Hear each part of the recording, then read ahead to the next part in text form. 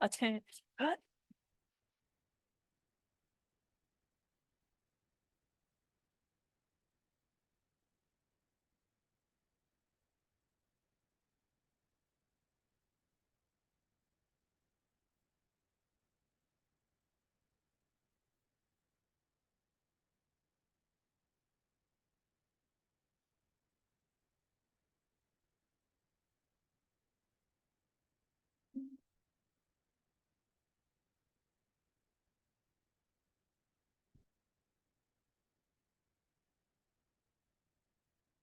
Tom?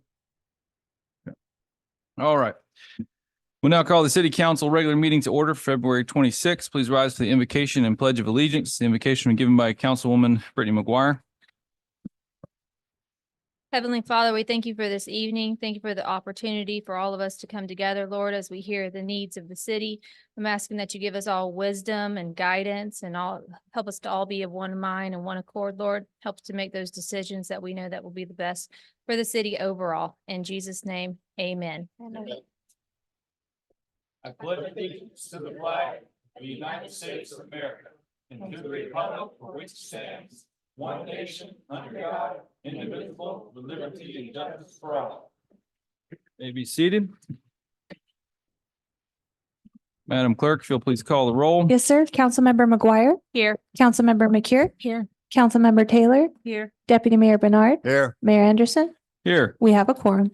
just like to welcome and thank Commissioner Roberts for joining us tonight.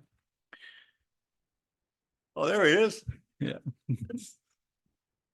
All right, up first, we'll have the consent agenda. This will be items 4 through 8. We'll be looking for a motion. I'll make a motion to approve the consent agenda. We have a motion. Do we have a second? Second. We have a motion and a second. Any questions?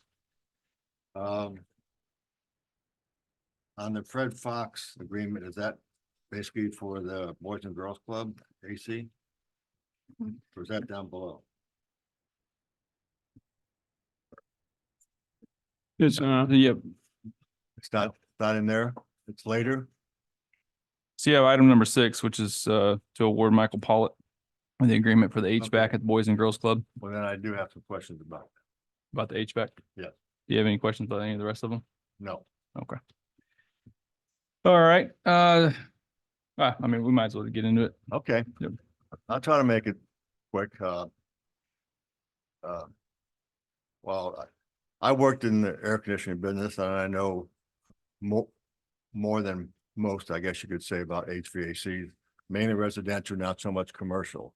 But there was 3 things, actually 4 things I was looking at this agreement here. One is the fact that I believe they're out of Sarasota. So I was kind of wondering if we have a service problem, do they have somebody local that would basically work on the unit, or we have to wait for them to come from Sarasota? Yeah. You talking about Michael Pollitt? Yeah. Michael Pollitt's a local company. Okay. Yeah. All right. So, He's out of Sebring. all right, just want to make sure. The second thing is mainly about the warranty on it. It's a comfort maker, and I'm familiar with that brand. They're considered to, excuse the expression, sort of like on the low end of brands of air conditioners out there, which when they work, they do work great, but they also have a track record of, let's say, breakdown maintenance problems more than others do. So when it comes to the warranty on there, which I believe is 5 and 1, does anybody know on the 5-year on parts, do they know what part does it cover, or does it cover all the parts, or does it just cover a couple? Because not, especially when it comes to commercial, they don't always cover all the parts, which they mainly just cover like the compressor and a blower or something like that. So I don't know whether anybody knows that or not. The second thing on the labor of 1, I think that's the minimum standard that comes with all the units. And that is not sufficient, because even if the parts were covered in the 2nd through the 5th year, the amount of labor could run us hundreds, if not thousands of dollars. So most air conditioning companies have a relationship with companies that will upgrade your warranty program, almost like an insurance program. Like a lot of them you can buy on a residential unit, you can buy a 10 and 10 for a few $100. So for 10 years, your air conditioner will be covered 100% on parts and labor, everything.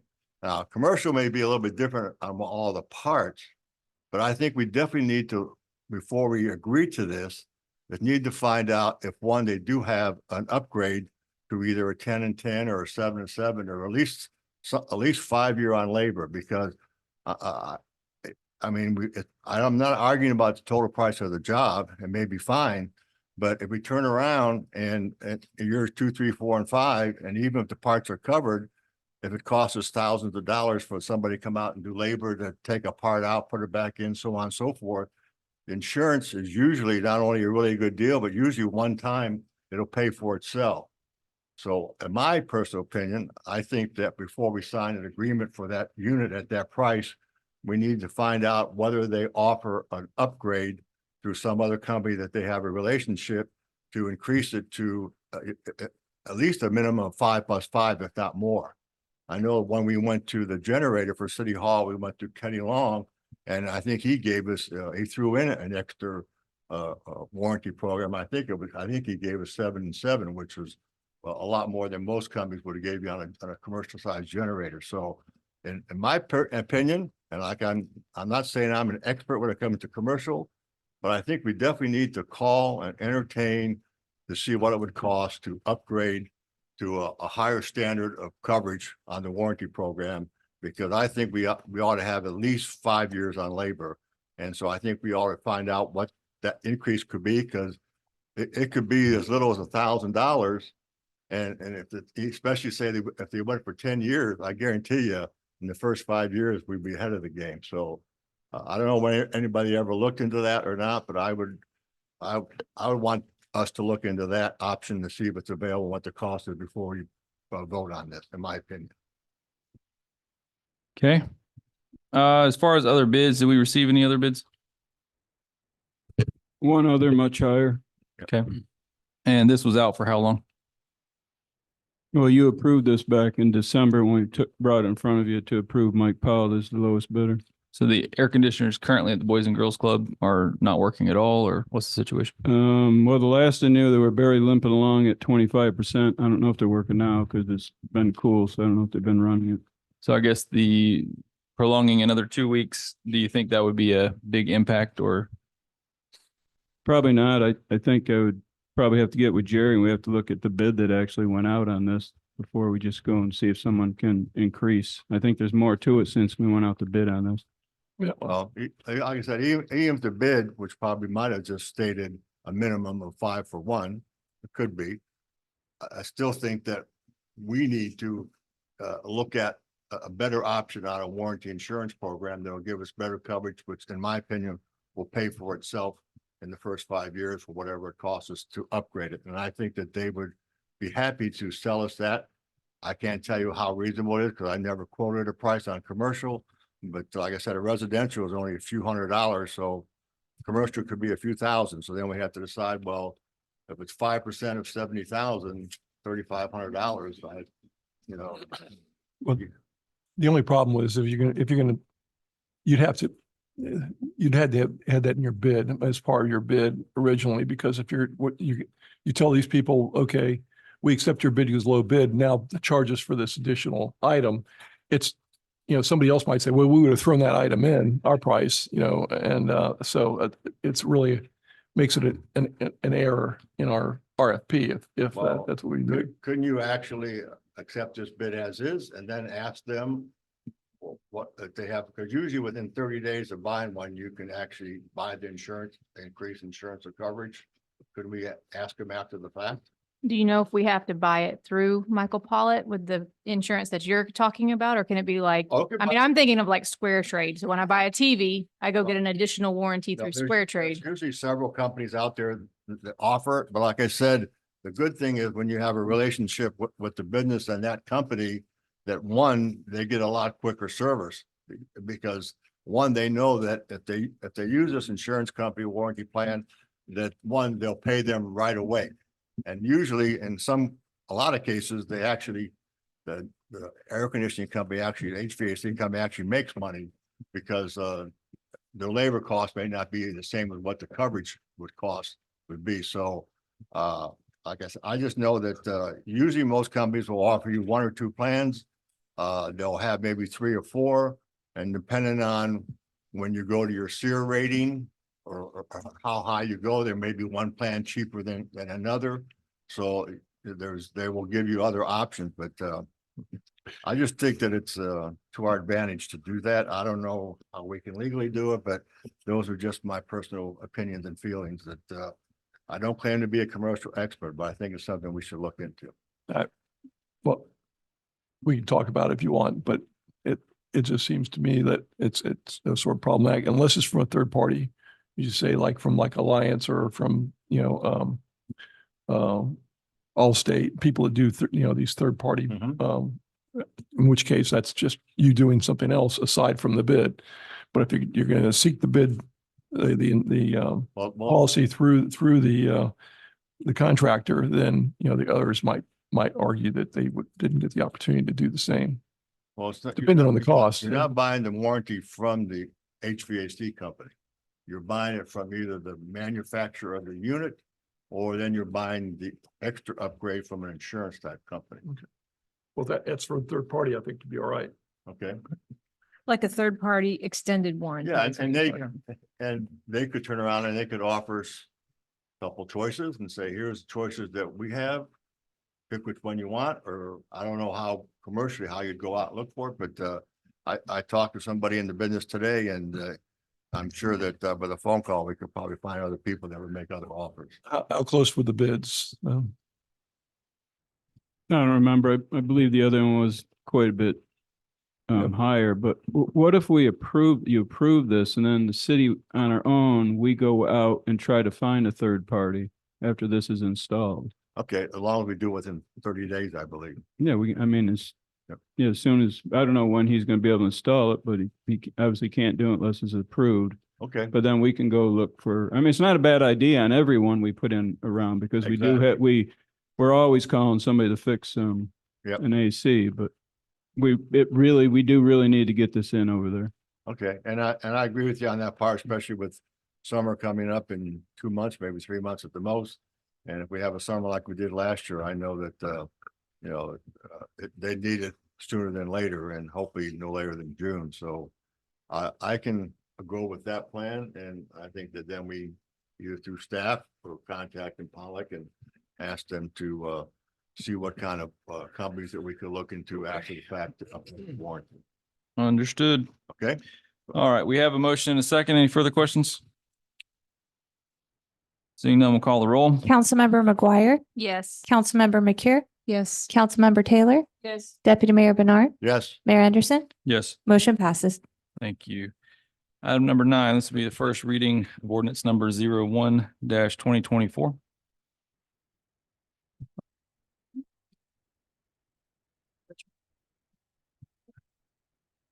Forever to get Got a lot of there. scrolling here. Yeah, I know. It's on 348. Oh, thank you. It's bookmarked. But the bookmarks didn't come up. It doesn't- Might doesn't- come up. Mine. Hers did. I don't We know have to how- be I smart don't enough to know how to use Page the book. 349, I know that. 349? Yeah, I will be holding a class. I marked it down. Yeah, please. But it's like War and Peace here. Mine didn't. I wasn't even Got it. counting. All right. There you go. Okay. An ordinance of the city of Avon Park, Florida, providing recitals as to the council intent, amending the city code by revoking and removing Article 3, Chapter 26, residential rental properties, providing for codification, providing for repeal of conflicting codes, ordinances and resolutions, providing for severability, and providing an effective date. As you recall, this was requested by you at the last meeting. All right, so this is just simply removing the language around the residential rental permit. Is there any questions to this regard? No. Seeing none, be looking for a motion. I'll make a motion that we approve D9 ordinance number 01-2024. Do we have a second? Second. We have a motion and a second. Last call for questions. Seeing none, please call the roll. Councilmember McGuire, Yes. Councilmember McCure, Yes. Councilmember Taylor, Yes. Deputy Mayor Bernard, Yes, Mayor Anderson, Yes. motion passes. Up next, we have item number 10. This will be the first reading of ordinance number 02-2024. An ordinance of the city of Avon Park amending the future land use map of the city of Avon Park, Florida, specifically amending one parcel of land comprising of plus or minus 0.36 acres on property located at 601 South Lotila Avenue, Avon Park, from the future land use of low-density residential to medium-density residential, transmitting said amendment to the Florida Department of Economic Opportunity for notification purposes only, providing for severability, providing for conflict, and providing for an effective date. Jeff, tell us what we're looking at. This request by Mr. Chuck Lyons. Amending future land use, I'm going to talk about future land use in the zoning here. Future land use and zoning on 0.36 acres. The purpose of this is to eventually do a single lot split on this property to support the development of duplex, which would be a total of 2 dwelling units. Essentially, with the one structure across the property, with a divided lot having one single family, attached unit on each property. We'll talk about that in just a little bit more. No, is it on? It's pretty great. Okay. I'll just say this. So the land use today is a low density residential with the zoning of R1AA, also low density residential. And the proposal is to go to a medium density residential with the zoning of R2 medium density, single family attached. Just again, to kind of go through that, again briefly, and then talk about the surrounding area. So the medium density R2, it does support additional density in the city. So it meets housing needs for the city of Avon Park. In this case, the residential density would be an increase of 1 dwelling unit. Following the single lot split, as I said, it would be two new dwelling units on this property. The increase is essentially a result in 1 dwelling unit. If you look at the map here on the screen, there is a mix of different types of zoning units in this area. It's primarily single family residential. We do have to the north the Las Palmas Resort, that is multifamily planning development. Apologize. But the majority of the rest of the lots that are surrounding this are single family. And in your packet, you'll see that we did highlight that they're basically 8,000 square foot to 5,000 or 15,000 square foot lots. With the division of this property, it would result in 2 lots that are each 7,000 square feet with a single family attached unit on it with an increase of 1 dwelling unit. So just to wrap that up, today you can get 1 single family unit on there, 1 dwelling unit. Following the land use and the rezoning, the intent is to divide the property, have a single duplex across the entire piece of the property. It would share a single wall, a shared wall, with an increase of 1 total dwelling unit on the property. So all in all, when we look at this in the surrounding area, it is compatible with the area. You'd be adding 1 single or 1 additional single family attached dwelling unit to this area, the community. Next slide. Again, your packet has a little bit more detail, but all in all, with the increase of 1 dwelling unit, it's really a de minimis impact on any roadway, water, sewer, public facilities and services. So with that, we'll answer any questions. We do have the applicant here tonight. It was brought up at Planning and Zoning Board. The question was asked, are these to be rented or to be sold? The applicant's here. The intent is to sell these. So what he wants to do is get the land use, the zoning, split the lot, construct as a site built duplex unit with 2 structures, and then sell those dwelling units in the future. So with that, we'll answer any questions that you all have on this. Okay. Any questions for Jeff or the applicant? no, Thing? I have none. Okay. Well, if there's no questions, anyone care to make a motion? I'll make a motion to approve orders number 02-2024. We have a motion. Do we have a second? Second it. We have a motion and a second. Last call for questions.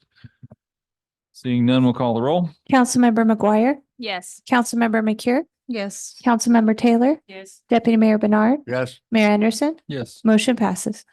Item number 11, this be ordinance number 03-2024. An ordinance of the city of Avon Park amending official zoning map of the city of Avon Park, Florida, specifically amending one parcel of land comprising plus or minus 0.36 acres on property located at 601 South Latila Avenue, Avon Park, from a zoning of R1AA, low density residential, to R2, medium residential, single family attached and duplex, providing for severability, providing for conflict, and providing effective date. Okay, so obviously this is the ordinance that would coincide with the one we just approved. Jeff, do you have any additional comments for this? Nope, we don't unless you all do. Any questions for Jeff or the applicant? I have none. Seeing none, does anyone care to make a motion? I make a motion to approve D11. Okay, that'd be ordinance number 03-2024. Yes. Okay, is there a second? I'll second that. We have a motion and a second. Last call for questions. Seeing none, we'll call the roll. Councilmember McGuire, Yes. Councilmember McCure, Yes. Councilmember Taylor, Yes. Deputy Mayor Bernard, Yes, Mayor Anderson, Yes. motion passes. Item number 12, this will be the first reading of ordinance number 04-2024. An ordinance of the city of Avon Park, Florida, amending the Avon Park Unified Land Development Code, specifically amending Article 3, Section 3.08.13B, pertaining to predevelopment standards for allowable accessory structures within the mobile home parks, providing for severability, providing for codification, providing for an effective date. All right, Jeff. This item before you, and Chris, we'll go to the next slide. This is a city initiated request. This is to the city's land development code, specifically in regards to accessory structures and mobile home parks. Looking at the allowable accessory structures and the size and the cumulative total of accessory structures that can go on a mobile home park site. The proposal that's in front of you is to remove the maximum 300 square foot requirement and apply the 35% or the maximum lot coverage requirement that the code already applies for mobile home parks. Next slide. Just to give you an idea of what we're talking about here, and this has come up recently with a mobile home park that's come in the city. Right now, the code says you can only have 300 square foot total of things like carports or porches that are attached to your mobile home unit. In the case of a carport, a 12 foot by 20 foot square foot or 12 by 20 foot carport would result in about 240 square feet. That would be fine. If somebody wants to add a 2-car carport, we blow that 300 square feet out of the water. And that's before you would have potentially a porch or something else that might be connected to the unit. Meanwhile, we have in the code that all mobile home park sites, just like any residential site, you get a maximum lot coverage requirement. In the mobile home park, it's 35%. So we might have a project that comes in, somebody puts a mobile home park or a mobile home on their site, wants to put an accessory structure like a carport. They're well underneath that 35% requirement, but because it's a 2-car carport and it exceeds the 300 square foot, as staff, we have to say, no, you can't do it. So there's no rational nexus right now between what the 300 square foot requirement is and then applying that 35% requirement. So what staff is looking to do is remove the 300 square foot requirement. I don't want to say we don't care what you do on your property, but essentially, if you've got your primary structure and your accessory structures, if you're still underneath that 35% requirement, then let's use that as the reasonable method to review that property. So that's essentially what's in front of you with this amendment. If you have any questions on that, we'll answer those. Only have one question.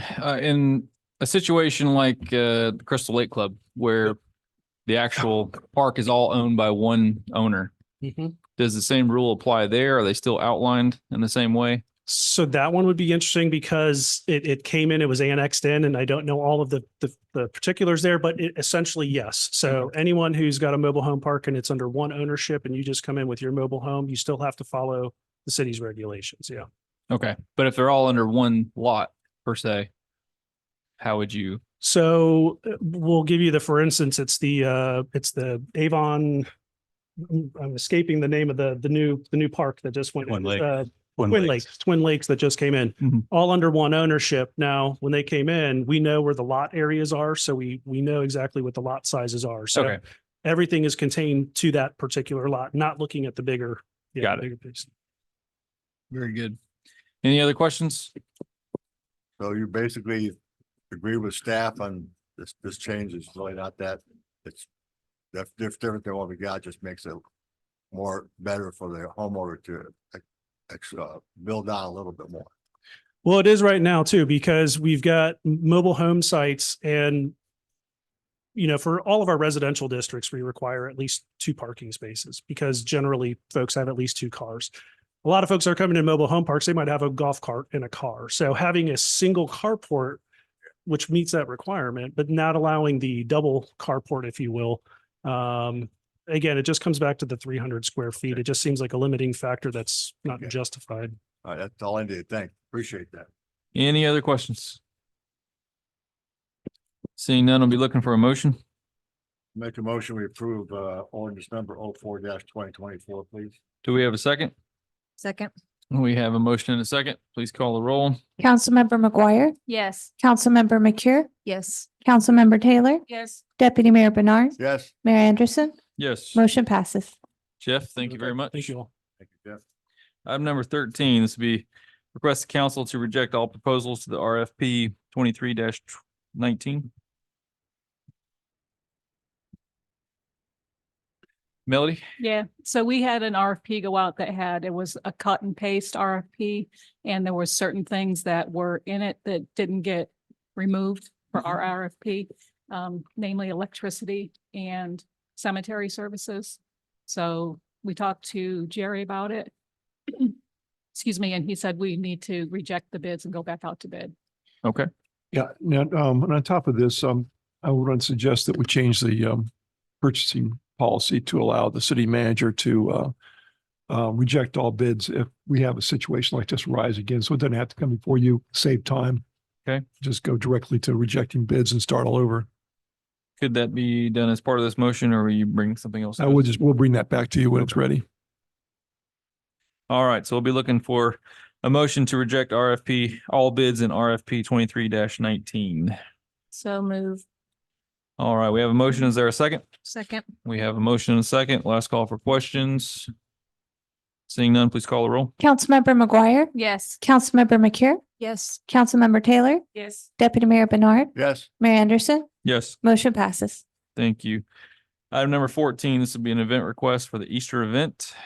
This will be with Church Without Borders. Don't see Deli here tonight. She did say she was going to try to make it. She might be running late though. Well, this is a event that she's had before. All the events that she does tend to go off very well. Does anybody have any questions that we would require her for? I don't have any. No. Okay, if there's no questions, be looking for a motion. I'll go ahead and make the motion to approve D14 for the Easter event. We have a motion. Do we have a second? Second. We have a motion and a second. Last call for questions. Seeing none, please call the roll. Councilmember McGuire, Yes. Councilmember McCure, Yes. Councilmember Taylor, Yes. Deputy Mayor Bernard, Yes. Mayor Anderson, Yes, motion passes. thank you. City, item number 15, this will be resolution 2023-03. Resolution of City Council, Avon Park, Florida, authorizing participation in litigation seeking a declaration that the provisions of section 112.1441D Florida statutes that require municipal elected officials to file Form 6 financial disclosure forms is unconstitutional and invalid and providing for an effective date. Raise your hand if you don't want to do a Form 1. Mayor, just a quick one. Okay, go ahead. My typo, I imagine it said 2023, it's 2024. Okay. Just for the record. So the firm Weiss, Roto, Help and Cole and Behrman are basically proposing that the firm will charge through the city a flat fee inclusive of attorney's fees and costs of $10,000 to represent the city. You would be agreeing to that at some point, and also you would also waive any conflict that might arise if they were to represent a client against the city that's unrelated to this litigation. Because it's going to be pretty broad. They're going to represent a lot of cities and they also litigate on the other side. So you might call that they were one of the the people actually a second choice on the airport work because they are a good firm.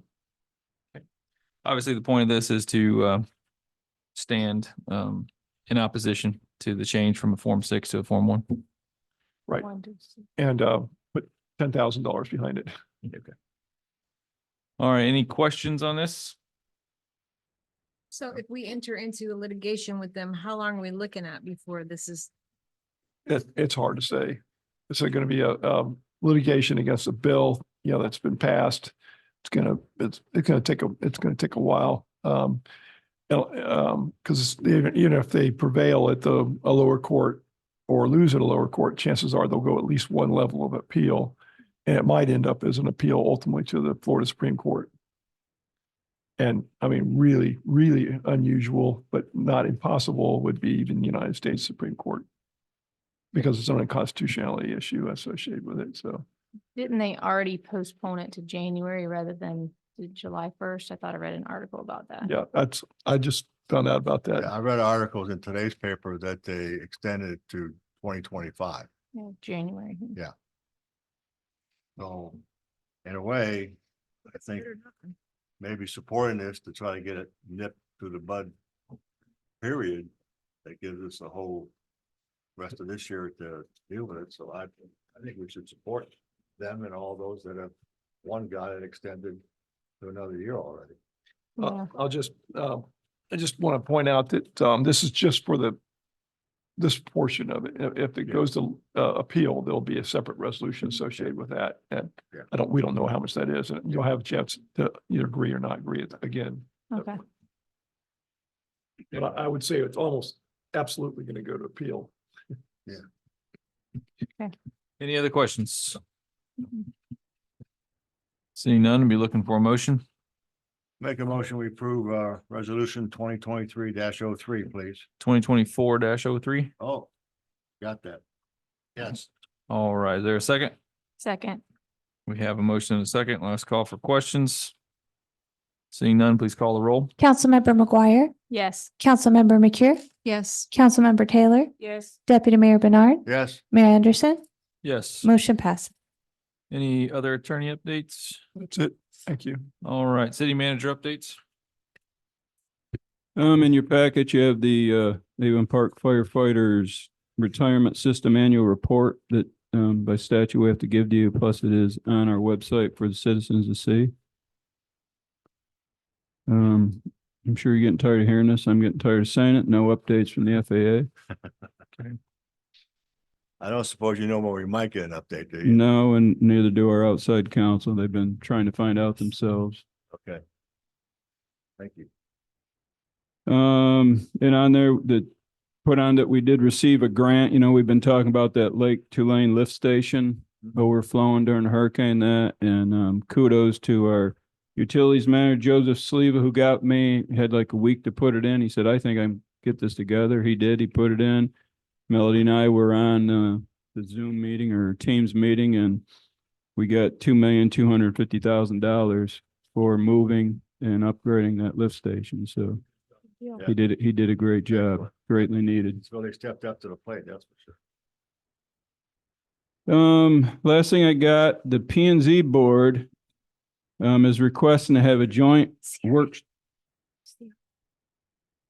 No. She doesn't know what she's talking about. P and Z board. We have too many boards. The P and Z board is requesting to have a joint workshop. It's in reference to a city initiated amendment to the Avon Park Land Development Code about, you probably all, some have already got with you, on the shipping cargo containers that are all over the city. And they kind of hemmed and hawed and didn't want to make a decision. They wanted to have a workshop. I talked with Jeff, who was obviously at the meeting, and we talked, we probably need to have a joint meeting with you and them, and they were all for that. What they would do, they would like us to identify, Randy already knows about the 30 people that have them around the city, to bring them in to see what they want to talk about, because some of it is grandfathering in, and there's, well, it's Big T Tires already got 6 of them there, and double stack and triple triple high in that, so they would like to get a workshop if you might want to come up with a date when you can have one. Can we have it, maybe, it's just be about that one item, right? The one item, Maybe an hour would be sufficient. I would think. So maybe 5 o'clock at our next meeting time. Do we have a CRA next meeting? We don't have anything for the agenda on that? No. So that'd be fine. Anybody opposed to that? No. Nope. Did Okay. they ever get an applicant to fill it? Wasn't an open position on the P and Z? I haven't received any applications as of yet. Okay, thank you. Do we need a motion to set that joint meeting? Jerry? Be looking for a motion to have a joint meeting with the Avon Park City Council and the zoning board at 5 o'clock at our next council meeting date. So move, please. We have a motion. Do we have a second? Second. We have a motion and a second. Please call the roll. Councilmember McGuire, Yes. Councilmember McCure, Yes. Councilmember Taylor, Deputy Mayor Bernard, Yes, Mayor Anderson, Yes. motion passed. Was there another question that was being asked before we, did I cut somebody off or no? Okay. Anything else on the city manager report? No, but I will get out to you, probably tomorrow or so that you have it, so you can read what's being proposed, so you just don't get it a few days before the meeting. Sure. good. Very good. All right, we do have one. That concludes our regular agenda. We do have one public participation sign up. Jane. It's here to talk about Main Street, Avon Park. If you will, just give your name and address for the record. Jane Benham, 605 South Egret Street, Sebring, Florida. Can I pass these out to y'all? Sure. I'm gonna need a copy for my records.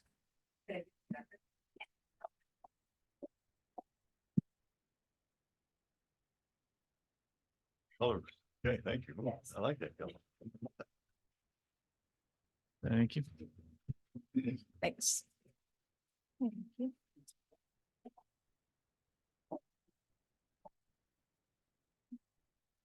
So I probably should have prepared a speech, but I figured I'm just gonna talk from the heart and just have a conversation with y'all. Go ahead. So I'm currently working on a proposal about bringing back Main Street Avon Park as the director of the program. I have been working alongside another Main Street director in another county in Tallahassee about bringing this program back. They advised me that we had this program in Avon Park from 1989 to 2009, but I can't find any information. I went to the Historical Society and tried to get more information, but all I found was yearbook. So it's kind of hard to show y'all what it looked back then. But even though I may be one individual here today, I think I do represent the community when I say everyone's questioning why Avon Park isn't growing. You see opportunities being presented in other cities like Sebring recently with HGTV, and I am a Sebring resident, so I am grateful for the show. But selfishly, I think a lot of us were like, dang, I wish it came to Avon Park. I think Avon Park needs it really bad, but I think that Avon Park is lacking a person and or organization that's advocating for it, that's marketing for Avon Park, but also seeking those opportunities like that program, that show. Main Street does all that. Just some cities, there's bigger cities like St. Augustine, Key West that have this program, but very relatable to Avon Park. Okeechobee has a Main Street, Wauchula, Bartow, Lake Wales, DeLand. These are cities that were very close demographically to us, but have all surpassed us. I think they've all surpassed us in economic development. I think they've surpassed us in infrastructure, but yet we were all very much the same. So those cities have proven that this is a successful program that is ran nationally and on a state level. But besides just having this program, they also have a trifecta, which is Main Street working alongside the Chamber of Commerce and the CRA. I'll give the example. Main Street is marketing, promoting, hosting events that are creating large foot traffic in your Main Street downtown area. You hope that that draws in businesses, and in return, you pass them over to the CRA for infrastructure, grants, resources and support, that business comes to Avon Park, they also register with the chamber. Now they have the opportunity to network and grow and expand. And when you have that triangle and that trifecta, it's proven that it works. All these other cities have been able to do it. And I think when I went to the luncheon that Kamala had at the airport, and you hear all this infrastructure and opportunities coming, I think this is the perfect time to play off of that. It really upsets me when I see businesses close in Avon Park and you see businesses in other cities expanding and literally just jump over Avon Park and go to Frostproof. And I just think why? And I think it's the lack of marketing. I think it's a lack of social media presence. I think it's a lack of promotion for the city itself. Working alongside Tallahassee, they advised me that this program can be funded by the CRA. So I'm just here today to simply ask if I could please be put on the agenda for a future meeting so I could put in an official proposal. The packets that I passed out today are just simply some information about the program and why I think it's important. Questions for Jane? I have one comment. I've talked to Jane a couple times and I really like what she has to say. She's done her homework. She seems to be very knowledgeable. And I actually think that we really need to move in this direction. I know that marketing has always been a big theme of members of this council, and to see how we can grow the city, not only in volume, but in businesses as well as Main Street has been like our biggest reach out. I think we're very fortunate that we have come along with the CRA. She does chamber. She does a great job with that. And I also think that we're very fortunate to have Sean, who works for the city, and a lot of his ideas and expertise and knowledge that he brought to us too. But I think that Jane could be the third part of the missing puzzle, to have three people working together to basically move Main Street, City of Avon Park in general, forward to where we're not left behind compared to some of the other cities. And I've always been in favor of marketing, and the fact that she's done the research and found out that the CRA, that they agreed to it, that they can pay for it out of their budget. And we all know that the Main Street CRA has a lot of money in there to spend. And of course, we've brought up a lot of projects we'd like to do too. But I would love to hear her meet with the CRA and explain to her what she wants to do, and then have them come back with what their response is, because I think that I think this is a great opportunity for us. I have to agree. And I also have a question. The agenda that you're trying to get on, is it only with the city council, or are we going to do a joint meeting with you, CRA and city council? Whatever works for everyone else. I just want to be able to present more than just this today in 5 minutes. So whatever y'all think it's best. I would like to meet with the CRA. Personally, before then, I would like to really go in depth with them and really tell them what I would like to do for Avon Park. Yeah. So if you're talking about using CRA funds for it, then obviously it should go to the CRA advisory board first. Yeah. And then it would come to the CRA board, which is people you see here. Okay. So if that's the intention. Hey, you said it. She agrees. She just wants to know a time. Yeah. The only question I would have is, this is an actual program that is administered through Tallahassee, right? Yes. So you have Main Street, America, and then you have Main Street, Florida. So it's a 501c3. Mm-hmm. They're their own separate entity. So what exactly does Tallahassee provide? As the director, you would have to go to some quarterly training, some annual trainings, and they really help the director as far as growth and really help with the program itself. They bring the ideas, there's guidelines and things like that to follow. Once you are a Main Street, there's certain grants and things that you can actually apply for being a Main Street within the state. The whole entire purpose of a Main Street is bringing innovative, modern ideas to a historical downtown district. So not every city in the state of Florida can even apply for it. Mhm. It's about preserving the history, but also updating it and creating destination places. So you can get specific grants and things like that. So I guess that would be some of the questions I would have is basically examining why Avon Park qualifies to meet that program, exactly how you think that we would benefit from that program, and obviously a budget for what sort of funding level you're talking about, Yeah. and a list of goals that you would hope to achieve. For sure. Yeah. And the fact that we had it for 20 years, it actually isn't as hard to start up again because there's a lot of things we don't have to do. We would just have to reorganize it. Mhm. And it has its own board and there's a lot of things and I'll put that in the actual proposal. But since we've already had it, we don't have a lot of the loopholes to jump through. Did you come into contact with anyone who was part of the program before? Or? No. It seems like, again, I've called everyone that I knew and it's like a ghost story. And it ended when, did you say? 2009. 2000. I think the problem is when you look at those times, social media wasn't a big thing, nor was marketing. You know, times back in the day, you had paper and now everything's on the phone. So I'm not sure why the program stopped. I just think it was probably the right program at the wrong time, personally. Mhm. Did you say that you have to have a 501c3 yourself to start this program, or that this program is a 501c3? The program itself is a 501c3. We would just have to re-register it as Main Street Avon Park. So as far as requirements and stuff like that, you just need people. Yeah, basically, I would have to fill create like a spots. board. I have to have a proof that the budget would be supported and proof that we can actually fund these projects and things like that. But yeah, I would work alongside Tallahassee with registering that. But again, even the 501c3s take like 6 to 9 months right now. So you can get it started, but it's going to take some time. Right.